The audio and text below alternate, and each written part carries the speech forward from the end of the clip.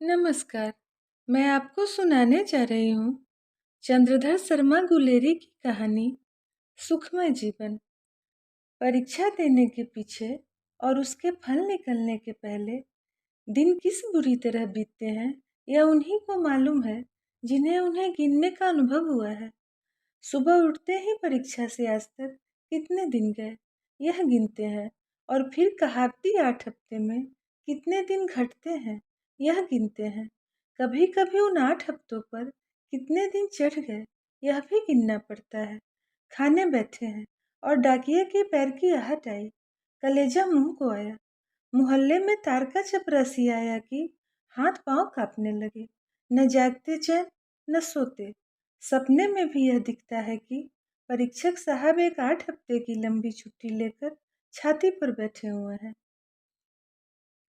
मेरा भी बुरा हाल था। एलएलबी का फल अब की और भी देर से निकलने को था। न मालूम क्या हो गया था। या तो कोई परीक्षक मर गया था या उसको प्लेग हो गया था। उसके पर्चे किसी दूसरे के पास भेजे जाने को थे। बार बार यही सोचता था कि प्रश्न पत्रों की जांच किए पीछे सारे परीक्षकों और रजिस्ट्रारों को भले ही प्लेग हो जाए। अभी तो 2 हफ्ते माफ करें, नहीं तो परीक्षा के पहले ही उन सबको प्लेग क्यों न हो गया। रात भर नींद नहीं आई थी, सिर घूम रहा था। अखबार पढ़ने बैठा कि देखता क्या हूँ, लिनोटाइप की मशीन ने 4-5 पंक्तियाँ उल्टी छाप दी है। बस अब नहीं सहा गया। सोचा कि घर से निकल चलो, बाहर ही कुछ देर जी बहलेगा। लोहे का घोड़ा उठाया कि चल दिए। 3-4 मील जाने पर शांति मिली। हरे हरे खेतों की हवा, कहीं पर चिड़ियों की चहचह और कहीं कुओं पर खेतों को सींचते हुए किसानों का सुरीला गाना, कहीं देवदार के पत्तों की सौंधी बास और कहीं उसमें हवा का सीसी करके बजना। सबने मेरे परीक्षा के भूत की सवारी को हटा लिया। बाइसिकल भी गजब की चीज है, न दाना मांगे न पानी, चलाए जाइए जहाँ तक पैरों में दम हो। सड़क में कोई था ही नहीं। कहीं कहीं किसानों के लड़के और गांव के कुत्ते पीछे लग जाते थे। मैंने बाइसिकल को और भी हवा कर दिया। सोचा था कि मेरे घर सितारपुर से 15 मील पर काला नगर है। वहाँ की मलाई की बर्फ अच्छी होती है, और वहीं मेरे एक मित्र रहते हैं। वे कुछ सनकी हैं। कहते हैं कि जिसे पहले देख लेंगे उससे विवाह करेंगे। उनसे कोई विवाह की चर्चा करता है तो अपने सिद्धांत के मंडल का व्याख्यान देने लग जाते हैं। चलो उन्हीं से सिर खाली करें। ख्याल पर ख्याल बंधने लगा। उनके विवाह का इतिहास याद आया। उनके पिता कहते थे कि सेठ गणेश लाल की इकलौती बेटी से अब की छुट्टियों में तुम्हारा ब्याह कर देंगे।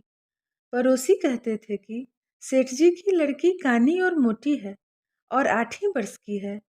पिता कहते थे कि लोग जलकर ऐसी बातें उड़ाते हैं, और लड़की वैसी भी है तो क्या, सेठ जी के कोई लड़का नहीं, 20-30 हजार का गहना देंगे।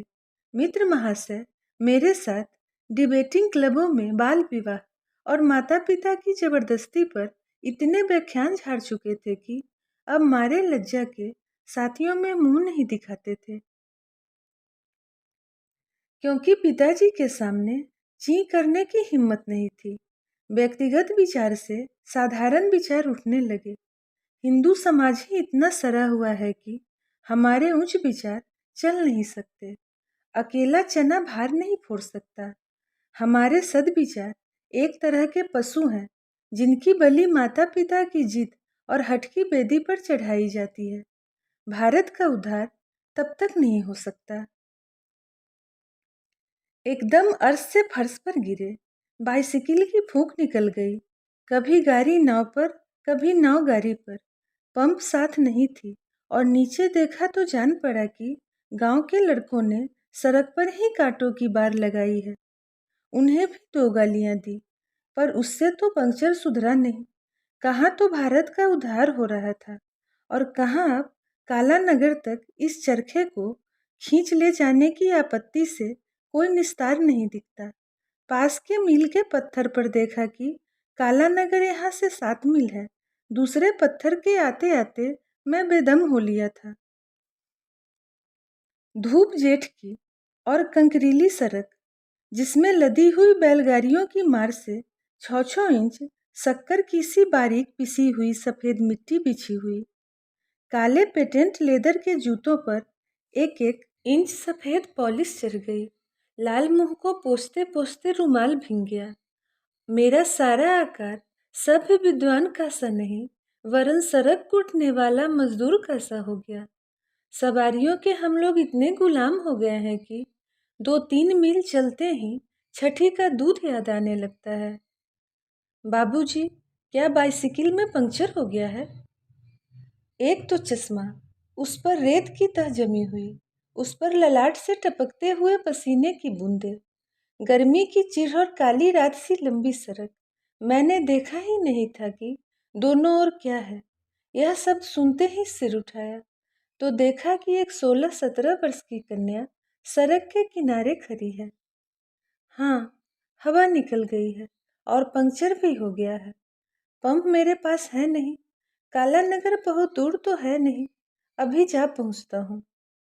अंत का वाक्य मैंने केवल ऐंठ दिखाने के लिए कहा था। मेरा जी जानता था कि 5 मील 500 मील कैसे दिख रहे थे।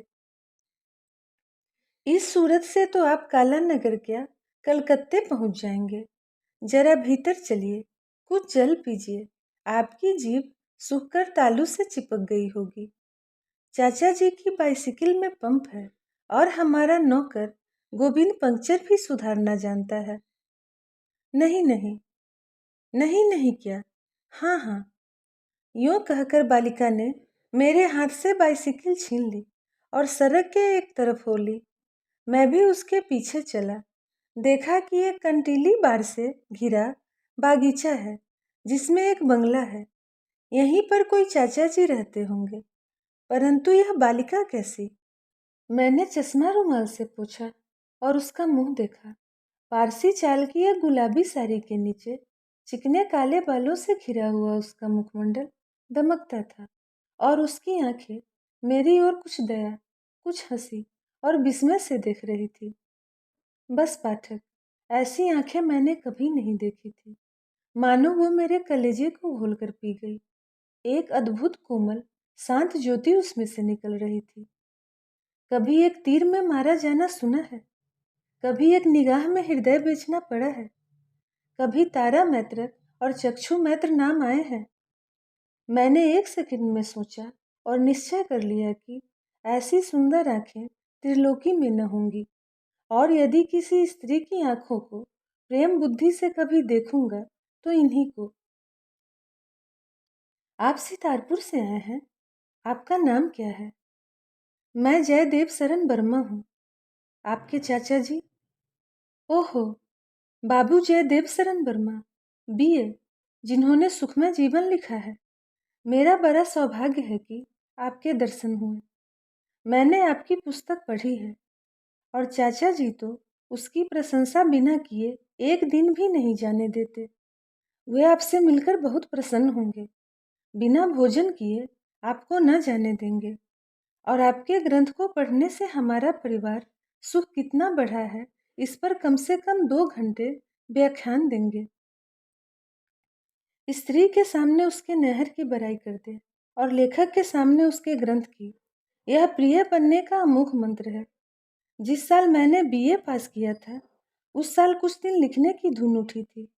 लॉ कॉलेज के फर्स्ट ईयर में सेक्शन और कोड की परवाह न करके एक सुखमय जीवक नामक पोथी लिखा था। समालोचकों ने आरे हाथों लिया था और वर्ष भर में 17 पंक्तियां बिकी थी। आज मेरी कदर हुई कि कोई उसका सराहने वाला तो मिला। इतने में हम लोग बरामदे में पहुंच गए, जहां पर कंटोप पहने पंजाबी ढंग की दाढ़ी रखे एक अधेड़ महाशय कुर्सी पर बैठे पुस्तक पढ़ रहे थे। बालिका बोली, चाचा जी, आज आपके बाबू जयदेव शरण वर्मा बीए को साथ लाई हूँ। इनकी बाइसिकल पे काम हो गई है। अपने प्रिय ग्रंथकार से मिलने के लिए कमला को धन्यवाद मत दीजिए, दीजिए उनके पंप भूलाने को। वृद्ध ने जल्दी ही चश्मा उतारा और दोनों हाथ बढ़ाकर मुझसे मिलने के लिए पैर बढ़ाए। कमला, जरा अपनी माता को बुला ला। आइए बाबू साहब आइए, मुझे आपसे मिलने की बड़ी उत्कंठा थी। मैं गुलाब राय वर्मा हूँ। पहले कलेक्टेरिएट में हेड क्लर्क था। अब पेंशन लेकर इस एकाक स्थान में रहता हूँ। 2 गौ रखता हूँ और कमला तथा उसके भाई प्रबोध को पढ़ाता हूँ। मैं ब्रह्म समाजी हूँ। मेरे यहाँ पर्दा नहीं है। कमला ने हिंदी मिडिल पास कर लिया है। हमारा समय शास्त्रों को पढ़ने में बीतता है। मेरी धर्मपत्नी भोजन बनाती और कपड़े सी लेती है। मैं उपनिषद और योग वासिष्ठ का तर्जुमा पढ़ता हूँ। स्कूल में लड़के बिगड़ जाते हैं, प्रबोध को इसलिए घर पर पढ़ाता हूँ। इतना परिचय दे चुकने पर वृद्ध ने श्वास लिया। मुझे इतना ज्ञान हुआ कि कमला के पिता मेरी जाति के हैं। जो कुछ उन्होंने कहा उसकी ओर मेरे कान नहीं थे। मेरे कान उधर थे जिधर से माता को लेकर कमला आ रही थी। आपका ग्रंथ बड़ा ही अपूर्व है। दाम्पत्य सुख चाहने वालों के लिए लाख रुपए से भी अनमोल है। धन्य है आपको। स्त्री को कैसे प्रसन्न रखना, घर में कलह कैसे नहीं होने देना, बाल बच्चों को कैसे सच्चरित्र बनाना, इन सब बातों में आपके उपदेश पर चलने वाला पृथ्वी पर ही स्वर्ग का सुख भोग सकता है। पहले कमला की माँ और मेरी कभी कभी खटपट हो जाया करती थी। उसके ख्याल अभी पुराने ढंग के हैं, पर जब से मैं रोज भोजन पीछे उसे आध घंटे तक आपकी पुस्तक का पाठ सुनाने लगा हूँ, तब से हमारा जीवन हिंडोले की तरह झूलते झूलते बीतता है। मुझे कमला की माँ पर दया आई, जिसको वह कूड़ा करकट रोज सुनना पड़ता होगा। मैंने सोचा कि हिंदी के पत्र संपादकों में यह बूढ़ा क्यों न हुआ। यदि होता तो आज मेरी तूती बोलती। आपको गृहस्थ जीवन का कितना अनुभव है, आप सब कुछ जानते हैं। भला इतना ज्ञान कभी पुस्तकों में मिलता है? कमला की माँ कहा करती थी कि आप केवल किताबों के कीड़े हैं, सुनी सुनाई बातें लिख रहे हैं। मैं बार बार यह कहता था कि इस पुस्तक के लिखने वाले को परिवार का खूब अनुभव है। धन्य है आपकी सहधर्मिणी। आपका और उसका जीवन कितना सुख से बीतता होगा। और जिन बालकों के आप पिता हैं, वे कैसे बड़भागी हैं कि सदा आपकी शिक्षा में रहते हैं। आप जैसे पिता का उदाहरण देखते हैं। कहावत है कि वेश्या अपनी अवस्था कम दिखाना चाहती है और साधु अपनी अवस्था अधिक दिखाना चाहता है। भला ग्रंथकार का पद इन दोनों में से किसके समान है? मेरे मन में आई कि कह दूं कि अभी मेरी 25वां वर्ष चल रहा है। कहाँ का अनुभव और कहाँ का परिवार।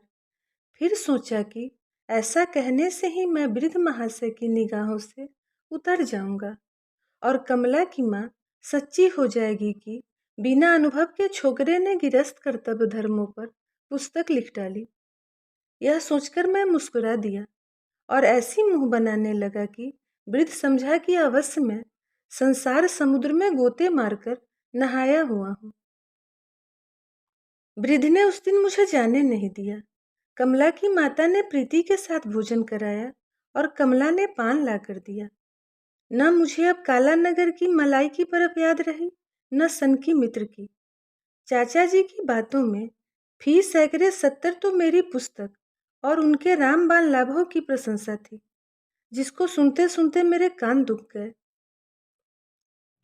फी सैकड़े 25 वह मेरी प्रशंसा और मेरे पति जीवन और पितृ जीवन की महिमा गा रहे थे। काम की बात 20वां हिस्सा थी, जिससे मालूम पड़ा कि अभी कमला का विवाह नहीं हुआ। उसे अपनी फूलों की क्यारी को संभालने का बड़ा प्रेम है। सखी के नाम से महिला मनोहर मासिक पत्र में भी लेख दिया करती है। सायंकाल को मैं बागीचे में टहलने निकला। देखता क्या हूँ, एक कोने में केले के झाड़ों के नीचे मोतिये और रजनीगंधा की क्यारियां हैं और कमला उसमें पानी दे रही है। मैंने सोचा कि यही समय है, आज मरना है या जीना है। उसको देखते ही मेरे हृदय में प्रेम की अग्नि जल उठी थी और दिन भर वहाँ रहने से वह धधकने लग गई थी। 2 ही पहर में मैं बालक से युवा हो गया था। अंग्रेजी महाकाव्यों में प्रेममय उपन्यासों में और कोर्स के संस्कृत नाटकों में जहाँ जहाँ प्रेमिका प्रेमिक का वार्तालाप पढ़ा था, वहाँ वहाँ का दृश्य स्मरण करके वहाँ वहाँ के वाक्यों को सोच रहा था, पर यह निश्चय नहीं कर सका कि इतने थोड़े परिचय पर भी बात कैसे करनी है। अंत में अंग्रेजी पढ़ने वाले की धृष्टता ने आर्य कुमार की शालीनता पर विजय पाई और चपलता कहिए, बेसमझी कहिए, ढीठपन कहिए, पागलपन कहिए, मैंने दौड़कर कमला का हाथ पकड़ लिया। उसके चेहरे पर सुर्खी दौड़ गई और डोलची उसके हाथ से गिर पड़ी। मैं उसके कान में कहने लगा, आपसे एक बात कहनी है। क्या? यहाँ कहने की कौन सी बात है? जब से आपको देखा है तब से। बस चुप करो, ऐसी धृष्टता। अब मेरा वचन प्रवाह उमड़ चुका था। मैं स्वयं नहीं जानता था कि मैं क्या कर रहा हूँ, पर लगा बकने, प्यारी कमला, तुम मुझे प्राणों से बढ़कर हो। प्यारी कमला, मुझे अपना भ्रमर बनने दो। मेरी जीवन तुम्हारे बिना मरुस्थल है, उसमें मंदाकिनी बनकर रहो। मेरे जलते हुए हृदय में अमृत की पट्टी बन जाओ। जब से तुम्हें देखा है, मेरा मन मेरे अधीन नहीं है। मैं तब तक शांति न पाऊंगा जब तक तुम। कमला जोर से चीख उठी, बोली, आपको ऐसी बातें करते लज्जा नहीं आती? धिक्कार है आपकी शिक्षा को और धिक्कार है आपकी विद्या को। इसी को आपने सभ्यता मान लिया है कि अपरिचित कुमारी से एकांत ढूंढकर ऐसा घृणित प्रस्ताव करे। तुम्हारा यह साहस कैसे हो गया? तुमने मुझे क्या समझ रखा है? सुखमय जीवन का लेखक और ऐसा घृणित चरित्र। चुल्लू भर पानी में डूब मरो, अपना काला मुंह मत दिखाओ। अभी चाचा जी को बुलाती हूँ। मैं सुनता जा रहा था। क्या मैं स्वप्न देख रहा हूँ? यह अग्नि बरसा मेरे किस अपराध पर? तो मैंने भी हाथ नहीं छोड़ा। कहने लगा, सुनो कमला, यदि तुम्हारी कृपा हो जाए तो सुखमय जीवन। देखा तेरा सुखमय जीवन, आस्तीन के सांप, पापात्मा। मैंने साहित्य से भी जानकर और ऐसे उच्च विचारों का लेखक समझकर तुझे अपने घर में घुसने दिया और तेरा सत्कार किया, तुझ पर विश्वास किया। मैंने तेरी सारी बातें सुन ली है। चाचा जी आकर लाल लाल आंखें दिखाते हुए क्रोध से कांपते हुए कहने लगे, शैतान, तुझे यहाँ आकर माया जाल फैलाने का स्थान मिला। मैं तेरी पुस्तक से छला गया। तेरा हृदय कपटी है, विष के घरे। उनका धारा प्रवाह बंद ही नहीं होता था, पर कमला की गालियां और थी और चाचा जी की ओर। मैंने भी गुस्से में आकर कहा, बाबू साहब, जबान संभाल कर बोलिए। आपने अपनी कन्या को शिक्षा दी है और सभ्यता सिखाई है। मैंने भी शिक्षा पाई है और कुछ सभ्यता सीखी है। आप धर्म सुधारक हैं। यदि मैं उसके गुण रूपों पर आसक्त हो गया तो अपना पवित्र प्रणय उसे क्यों न बनाऊं? पुराने ठर्रे के पिता दुराग्रही होते सुन गए हैं। आपने क्यों सुधार का नाम लजाया है? तुम सुधार का नाम लेते हो? तुम तो पापी हो, सुखमय जीवन के कर्ता होकर। भार में जाए सुखमय जीवन, उसी के मारे नाको दम है। सुखमय जीवन के कर्ता ने क्या यह शपथ खा ली है कि जन्म भर कुंवारा ही रहे? क्या उसे प्रेम भाव नहीं हो सकता? क्या उसमें हृदय नहीं होता? है जन्म भर कुंवारा? है काहे की? मैं तो आपकी पुत्री से निवेदन कर रहा था कि जैसे उसने मेरा हृदय हर लिया है, वैसे यदि अपना हाथ मुझे दे तो उसके साथ सुखमय जीवन के उन आदर्शों का प्रत्यक्ष अनुभव करूं जो अभी तक मेरी कल्पना में है। पीछे हम दोनों आपकी आज्ञा मांगने आते, आप तो पहले ही दुर्वासा बन गए। तो आपका विवाह नहीं हुआ? आपकी पुस्तक से तो जान पड़ता है कि आप कई वर्षों के गृहस्थ जीवन का अनुभव कर चुके हैं। तो कमला की माता ही सच्ची थी। इतनी बातें हुई थी, पर ना मालूम क्यों मैंने कमला का हाथ नहीं छोड़ा। वह हाथ जो क्रोध के कारण लाल हो गया था, मेरे हाथ में ही पकड़ा हुआ था। अब उसमें सात्विक भाव का पसीना आ गया था और कमला ने लज्जा से आंखें नीची कर ली थी। विवाह के पीछे कमला कहा करती थी कि ना मालूम विधाता की किस कला से उस समय मैंने तुम्हें झटक कर अपना हाथ नहीं खींच लिया। मैंने कमला के दोनों हाथ खींचकर अपने हाथों में संपुट में ले लिया और उसने उन्हें हटाया नहीं, और इस तरह चारों हाथ जोड़कर वृद्ध से कहा, चाचा जी, उस निकम्मी पोथी का नाम मत लीजिए। बेशक कमला की माँ सच्ची हैं। पुरुषों की अपेक्षा स्त्रियां अधिक पहचान सकती है कि कौन अनुभव की बातें कह रहा है और कौन हाँक रहा है। आपकी आज्ञा हो तो कमला और मैं दोनों सच्चे सुखमय जीवन का आरंभ करें। 10 वर्ष पीछे मैं जो पोथी लिखूंगा उसमें किताबी बातें न होंगी, केवल अनुभव की बातें होंगी। वृद्ध ने जेब से रुमाल निकालकर चश्मा पोंछा और अपनी आंखें पोंछी। आंखों पर कमला की माता की विजय होने के छोप के आंसू थे, या घर बैठी पुत्री को योग पात्र मिलने के हर्ष के आंसू, राम जाने। उन्होंने मुस्कुराकर कमला से कहा, दोनों मेरे पीछे पीछे चले आओ। कमला, तेरी माँ ही सच कहती थी। वृद्ध बंगले की ओर चलने लगे। उनकी पीठ फिरते ही कमला ने आंखें मूंदकर मेरे कंधे पर सिर रख दिया। खत्म हुई कहानी सुखमय जीवन। धन्यवाद।